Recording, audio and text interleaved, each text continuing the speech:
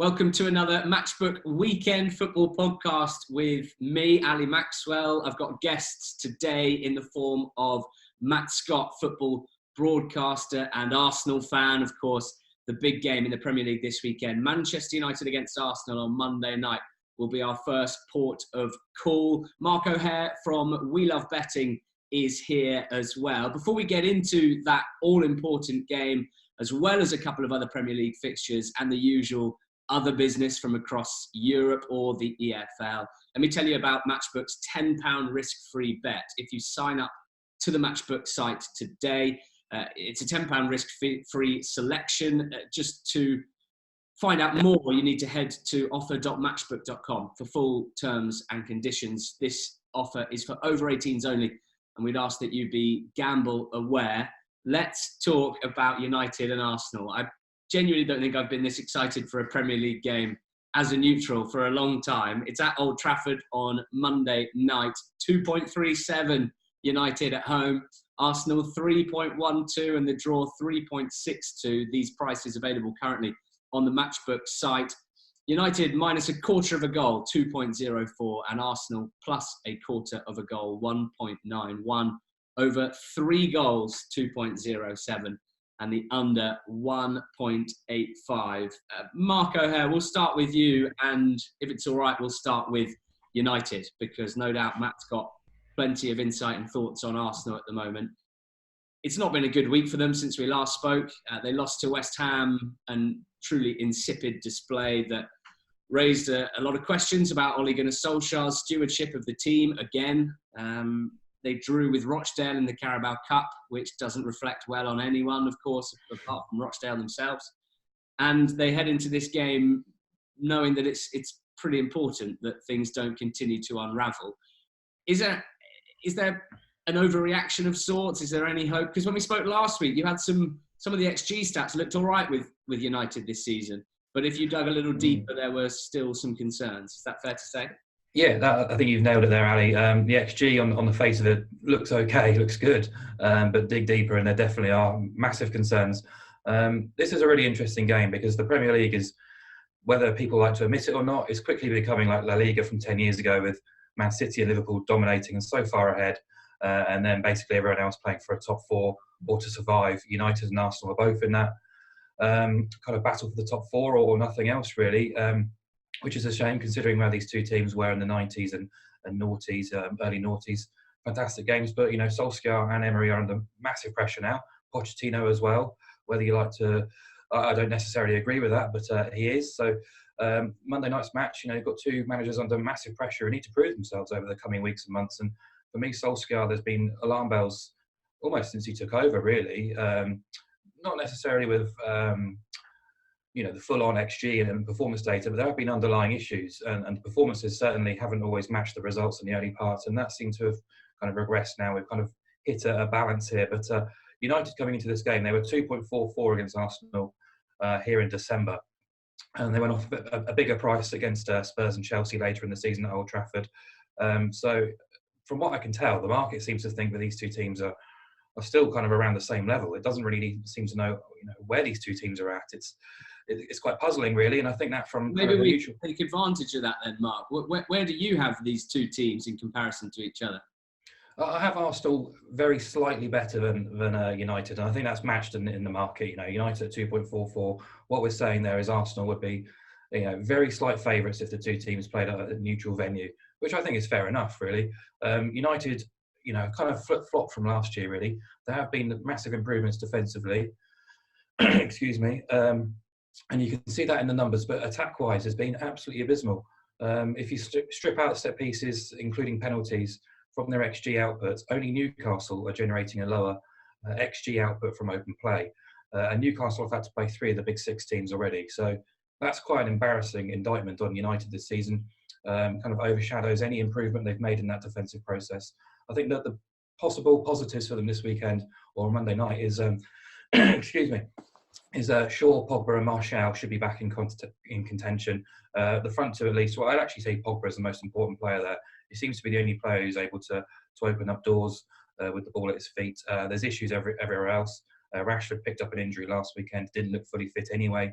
And I think, I guess from a United perspective, there's no better team to play at home than potentially an Arsenal side who are just shipping chances and goals and opportunities left, right and centre. But I'll let Matt fill you in on Arsenal, really, because I could go on forever with the numbers and the stats to back it up. But I think that's United's only saving, really, here. They've got a good record at home to Arsenal as well, unbeaten in 12. Arsenal, obviously, terrible travellers away at the big six teams. But United, they're almost flirting on that big six tag now. It's hard to really put them in the same kind of breath as the Spurs or a Liverpool or a Man City for me. So, a lot to prove for United, but I wouldn't be rushing to get them at 2.4 for sure. We'll get your selection for this after we've heard from Matt. As an Arsenal fan, Matt, someone who follows the club closely, how are you feeling about things at the moment and heading into this game? Obviously, getting past Aston Villa last weekend, not in the most convincing fashion, and then thrashing Forest in the Carabao Cup with some of the youngsters coming to the fore, which Arsenal have been doing for years. It reminded me of Carlos Vela and Fran Merida from back in the day. But heading into this game, what are your thoughts with relation to Arsenal?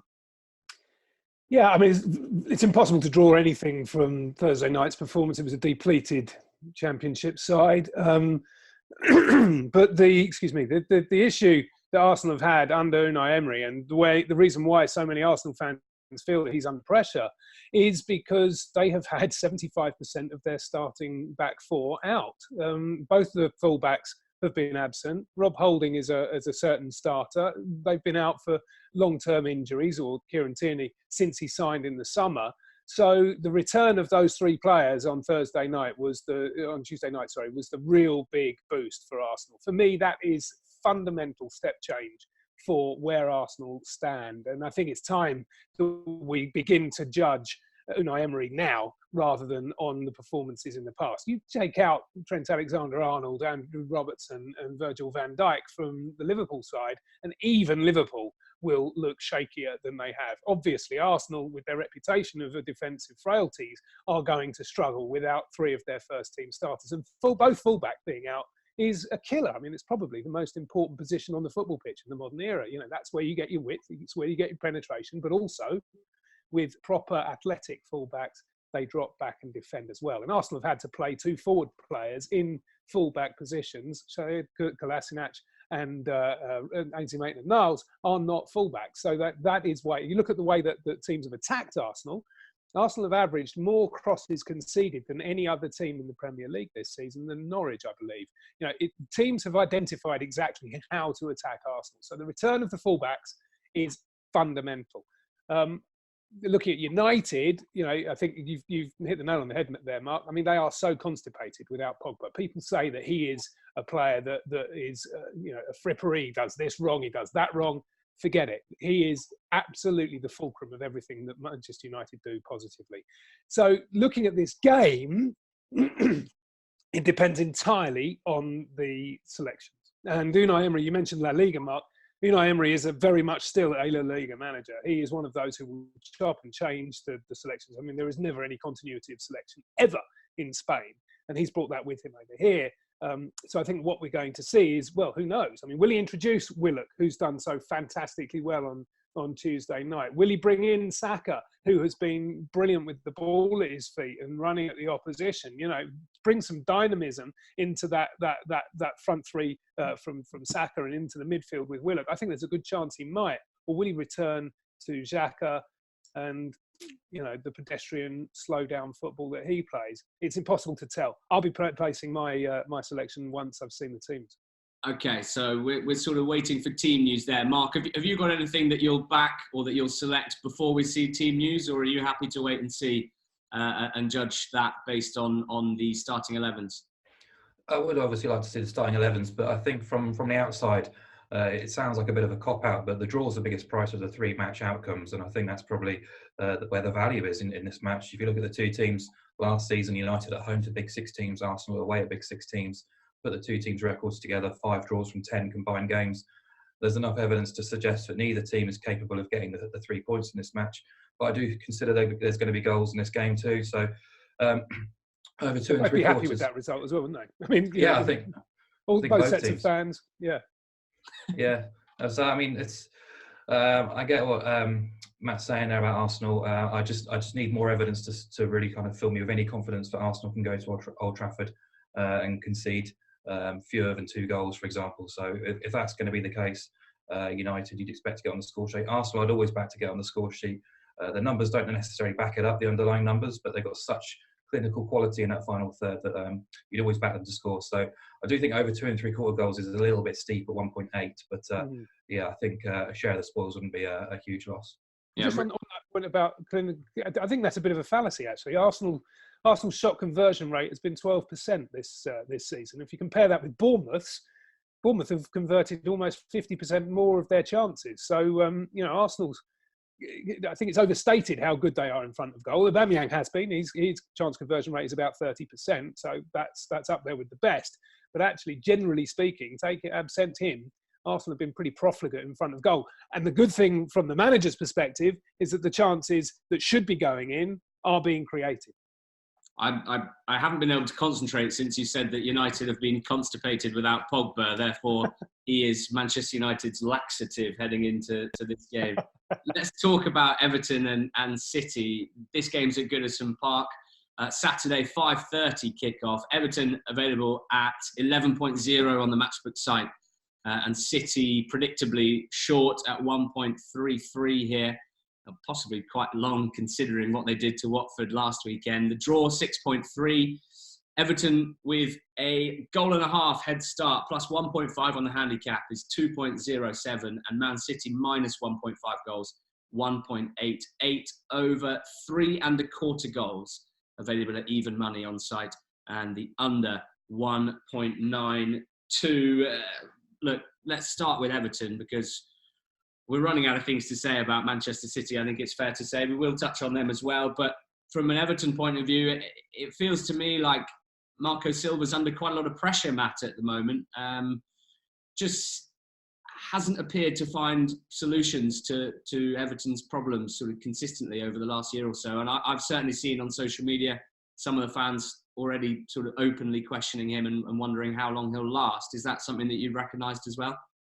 Yeah, I think it's slightly unfair in as much as he's got a goalkeeper there who is just shipping goals left, right and centre. He's managed to save, he's managed to let in 1 in 5 of all shots that have come at the Everton goal. And if that's happening, that includes the ones that go blazed over the bar or go sideways.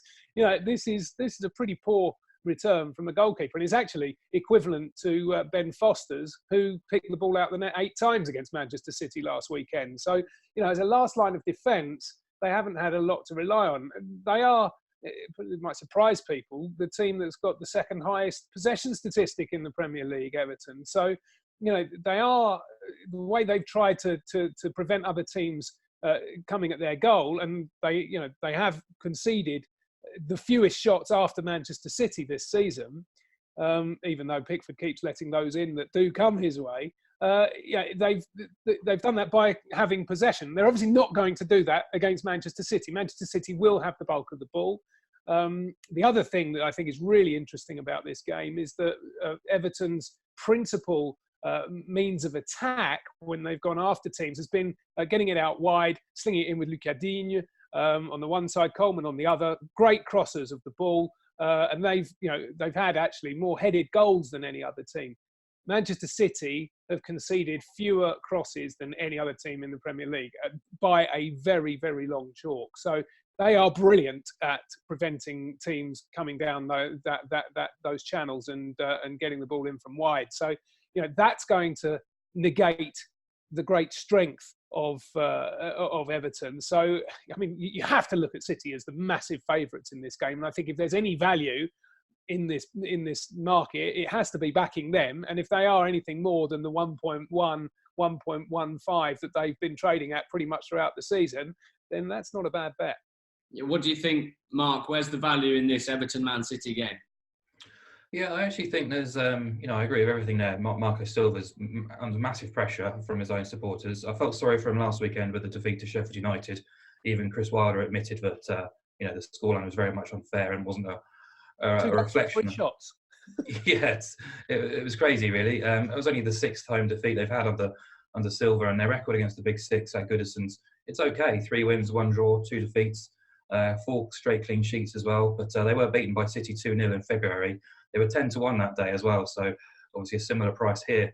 I do actually think there's potential to see a kind of side on Everton's side in terms of the handicap here. Make no bones about it, they have been below par this season for what their kind of high standards are. 7 points, I think it is, from 6 games, despite not facing a big 6 team yet. That's concerning.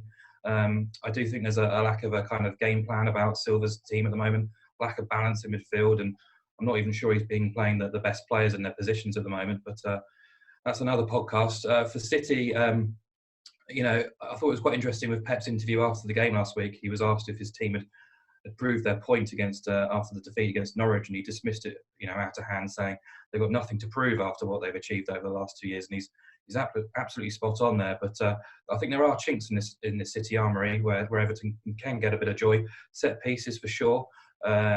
Also the defensive issues at the moment with Stones and Laporte out. I think any team with Otamendi playing at centre half is liable to concede a couple of unexpected opportunities. Their away record since the start of 2017-18 is formidable, 32 wins from 41. So regardless of the opposition, they're winning matches, limiting opportunities by dominating the ball too. But I looked at that 41 game sample, which is a 51% win record when covering the -1.5 Asian handicap. They kept clean sheets in 54% of those games as well. But actually, I looked, if you fancy Everton to score, which I wouldn't be surprised if they do, it is from a set piece, Yerry Mina. We know all about City's flaws from dead balls. Well, actually, City have only won 2 or more goals in 7 of 19 away games when they've conceded. So I think Everton +1.5 is a runner here at odds against. Just looking at expected goals from open play, City are actually fifth best. You'd expect them to be up there in the top 2. One of the teams above them is Everton. And I think, we talked last week about West Ham getting really up for a game against the big 6 teams. I think the Everton crowd are very similar, despite what's gone on before. They'll be well up for it at Goodison. I think the team will kind of be roused by that atmosphere too. So, just kind of, even just from a maths perspective, I think Everton at odds against with a 1.5 start at home against any team is worth supporting a small interest. It's not a massive play for sure, because I think we've been mad to write off a City team to win by 2 or more goals against anyone. But I think on this occasion, odds against, I'm willing to have a go. Okay, Chelsea-Brighton. This is a Saturday 3 p.m. game. Chelsea haven't had many of them over the last few years, I think it's fair to say. They are the favourite at 1.44. Brighton available at 8.4. The draw 4.65. Chelsea -1.25 goals available at 2.04, and Brighton plus 1.25, 1.91 on the Matchbook site. Over 2.75 goals, 1.85, and the under 2.06. Mark, there's quite a lot of positivity around Chelsea at the moment, based on the young players that are playing, which is something that the fans have been crying out for a long time. 1-2, drawn 2, lost 2 so far in the league, though. Results not necessarily stacking up with the general vibe. And let's credit to Lampard that he's been able to keep things bright while not always getting results on the pitch. What are they like from a punting perspective this season, Chelsea? Because just personally, when I see 1.44 for this game, it looks very, very short to me.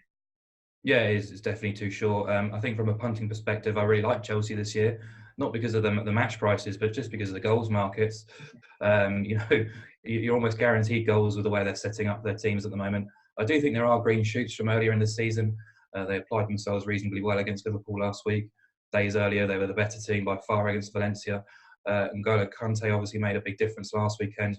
But the same issues are still occurring defensively. I think they're coming into this game with Emerson, Rudiger and Christensen all probably missing, which is a blow. He obviously returned to the 4-2-3-1 against Liverpool, but I think if he had the fit and available bodies, he'd probably want to go back to a 3-man defence here to try and match Brighton up. I think both managers coming into this game have shown great versatility and adaptability with their starting 11s and their in-game management too so far this season. So kudos there. Much more kind of kudos there to Lampard than I really expected, to be honest. But the underlying numbers kind of point out what we already expect. Chelsea generating the second highest XG figure from open play, but also giving up far too many chances. They've now shipped 13 Premier League goals, yet to keep a clean sheet. This is their 7th game of the season. They haven't failed to keep a clean sheet in their opening 7 games in a top flight season since 1990, which kind of goes to show the issues there defensively. Regarding Brighton, I think the penny's starting to drop a little bit with not just the markets, but even football fans, that this is a completely different Brighton team to last year. They're a completely different animal under Potter, a much more aesthetically pleasing team. They've been absolutely excellent despite the results.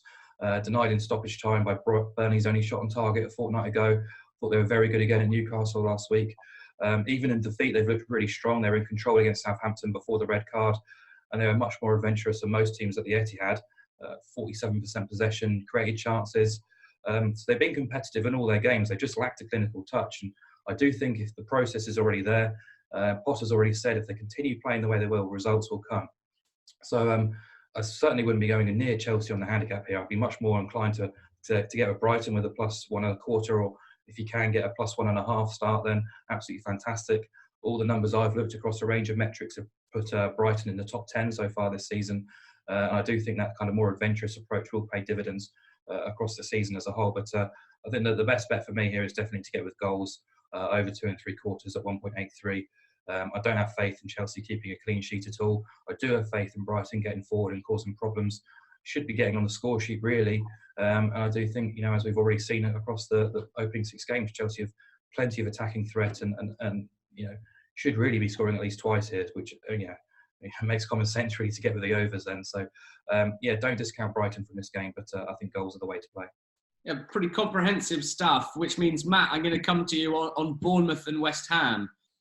This game and another. Can I just make one quick point on Chelsea?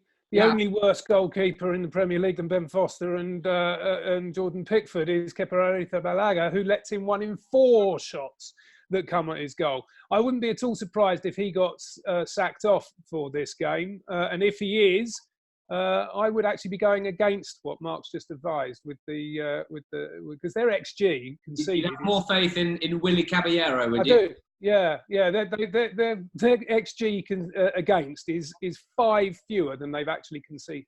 Right. So he's been a disaster in the Chelsea goal.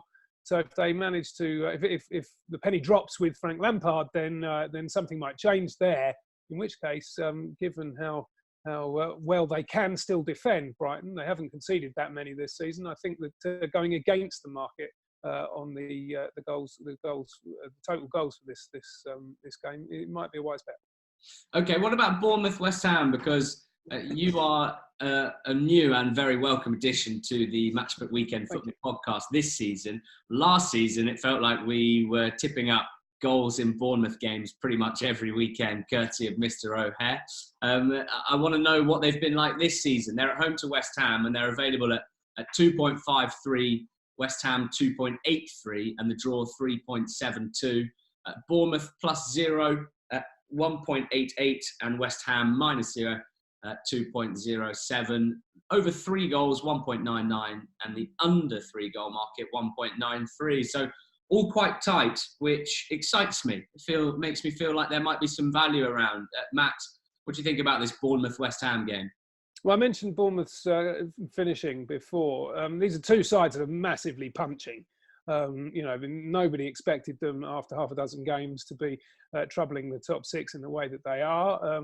This is 2 really good teams with a very, very good set of forwards.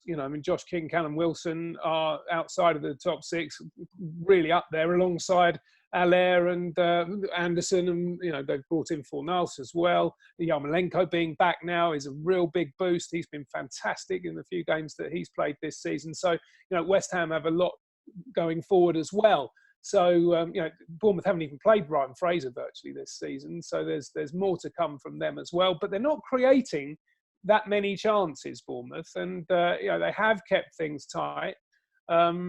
So going for the goals galore is not something to be backing this weekend, I don't think. Even though we are talking about 2 sides that do score goals. The market's got it right. It's an impossible game to pick. You've got 2 real form teams, and the fact that it's anything of 3, I'm afraid I'm going the same way. Again, I would look at who the starting 11s are and make my selection accordingly. Impossible to pick sounds like a great challenge for Mark O'Hare. What are you thinking, mate? You know, my bet here, Ali, is pointless even going further. I disagree with Matt because I think with where are the two teams' strengths? They're both in forward areas. Where the two teams' weaknesses? Well, I think they're definitely both in defensive areas. Eddie Howe, we all know Eddie Howe. He wants to play football in inverted commas in the right way, attack-minded, no fear, a confidence on the ball, a trust in the game plan and their instincts, regardless of opposition. It sounds obvious, but they just want to outscore any team who comes to play them. Particularly down at the Vitality as well. This game has got a history of goals too. I think 17 in the last 4 meetings at the Vitality. I wouldn't normally care about head-to-head stats, but I thought that was quite interesting. But just historically, not just in the last year or two, but since Bournemouth have been in the Premier League, you're looking at a 65% win ratio for over 2.5 goals backers, almost 40% for over 3.5. And those kind of figures are sustained at the Vitality too. So regardless of where they're playing or who they're playing, Bournemouth are just always involved in goals. You look at their recent form in their recent games. I know they were pretty fortunate last weekend against Southampton, but it's a pair of 3-1 wins and a pair of 3-1 defeats. Both teams have scored in all 6 of their games already this year. And whilst we can wax lyrical about West Ham's attacking quality, which absolutely we should do, defensively, I'd have concerns about any back four that's got Cresswell, Bonner and Fredericks playing. I think they're a liability, and I think away from home, 4 clean sheets in 21 now under Pellegrini kind of displays that too. But in terms of the actual match odds, I'd have a very slight inkling towards Bournemouth here because they do have a very good record against teams outside of the Big Six, a 50% win ratio from 41 games against teams outside of the Big Six at home. And their record improves actually when Callum Wilson starts too. So it wouldn't be a huge surprise to see Bournemouth win this match. But goals for me.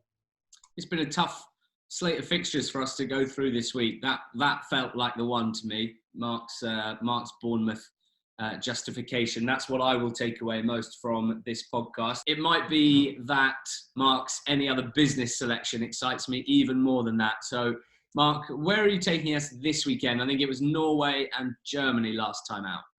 Yeah, I've got a couple of bits and bobs across mainland Europe, the major leagues this week, Ali. Nothing too adventurous. I'll try and run through them very quickly. But firstly, it's just a real shame that Getafe +1.25 at home to Barcelona has long gone since Monday, since Messi was injured as well. That was probably the bet of the season at the start of the week, which is a real shame. But the market's definitely caught up there. In Italy, we've talked about them plenty of times. Atalanta go to Sassuolo on Saturday night. Gasperini against De Zerbi, two very attack-minded coaches. Sassuolo's home games averaging 3.47 goals since the start of last season, almost half going over 3.5. We all know about Atalanta's quality in the attacking areas, so over 2.75 there at 1.8 or better is fantastic value. In the Bundesliga, Fortuna host Freiburg on Sunday, I think it is, over 2.5, around 1.73 or bigger is a play there because Friedhelm Funkel, the Fortuna coach, again favours attacking approaches. But Freiburg might have let us down last week, but they're almost always good for a goal. And Fortuna's record at home, if you're looking for goals, probably no better in Europe at the moment than their record. And then in France on Saturday night, Angers, probably the surprise package of the season, hosting Amiens. Angers, absolutely fantastic at the Stade Raymond Kopa home. Over the past 18 months, they've got 4 wins from 4 record already this season. Scored at least 3 goals in 3 of those matches too, despite losing their best player to Lyon earlier in the transfer window. In midweek, they won away at Toulouse. They've lost just 5 home games all season, since the start of last season. And Amiens, they're trying to go in a different direction this year. They've appointed the youngest coach in French football, Slovenian Luka Elsner. They've been trying to play a more kind of offensively minded approach. But there have been a few teething problems. They lost at home in midweek to Bordeaux 3-1, which was a bit of a surprise really, because at home is normally where their strength is.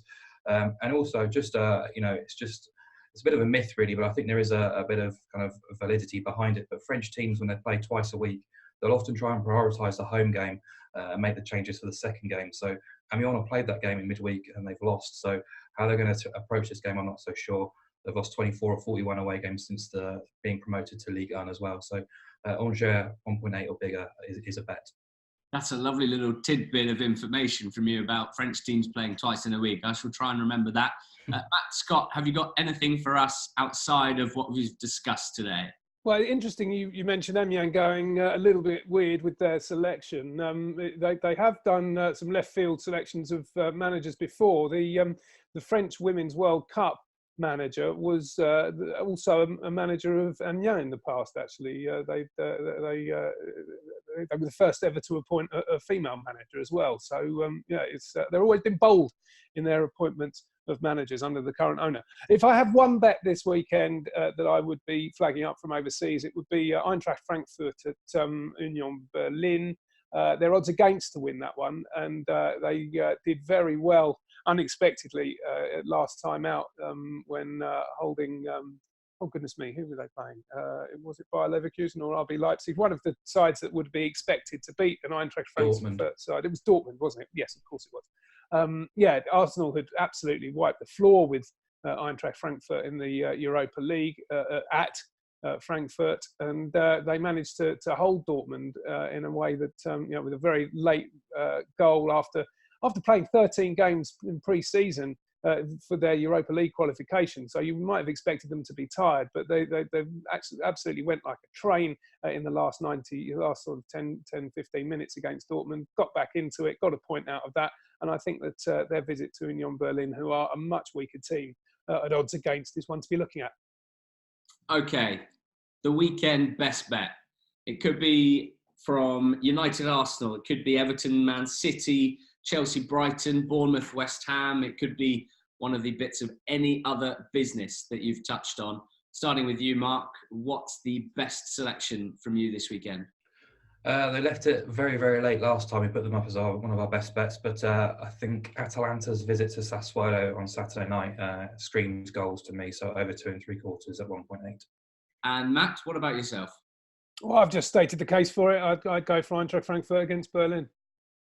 Brilliant. Well, guys, thank you for listening. Thank you for watching. If that's the route you went down, you can hear the chaps' justification for all of their opinions, all of their selections earlier on in the podcast. If you've just logged in for the weekend best bet, we'd implore you to watch and listen to the rest of the pod. Thank you so much for lending me your time and your expertise, guys. We'll talk again very soon on the Matchbook Weekend Football Podcast. Thanks for listening.